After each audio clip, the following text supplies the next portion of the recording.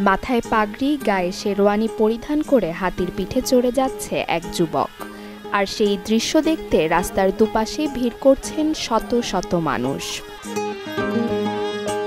মায়ের স্বপ্ন পূরণে জয়পুরহাটের পাঁচবিবিতে হাতির পিঠে চড়ে এভাবেই বিয়ে করতে যান মোহাম্মদ জাকারিয়া। গেল রোববার বিকেলে জয়পুরহাট সদর উপজেলার কয়তাহার গ্রামে এ বিয়ের আয়োজন হয়। জাকারিয়া জানান, তার মায়ের ইচ্ছে ছিল ছেলেকে হাতির পিঠে চড়িয়ে বিয়ে করাবেন।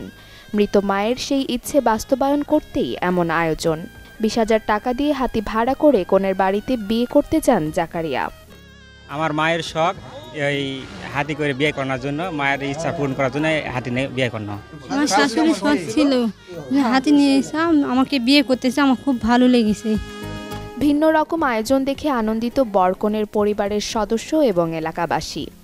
আমার ভাতিজি হাতির চড়ে বিয়ে করে আসতেছে, আমাদের খুব আনন্দ। এবং আমাদের গ্রামে সর্বপ্রথমে এইটাই হাতির চড়ে বিয়ে। আমার শাশুড়ি মানত করেছিল যে আমার সন্তানটা যদি বাঁচে থাকে তাই হাতি করে আমি বিয়েটা আর কি দিব। আমার বিয়ালের খুব শখ ছিল বিয়েটা হাতি করে বিয়ে করে ভাই, আমি খুব আনন্দিত।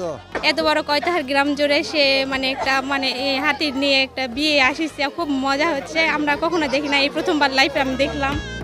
জয়পুরহাট সদর উপজেলার কয়তাহার গ্রামের আনিসুর রহমানের মেয়ের সাথে একই জেলার পাঁচবিবি উপজেলার তেলিহার গ্রামের নাজিমুদ্দিনের ছেলে জাকারিয়া বিবাহ বন্ধনে আবদ্ধ হন। Desk report, channel 24।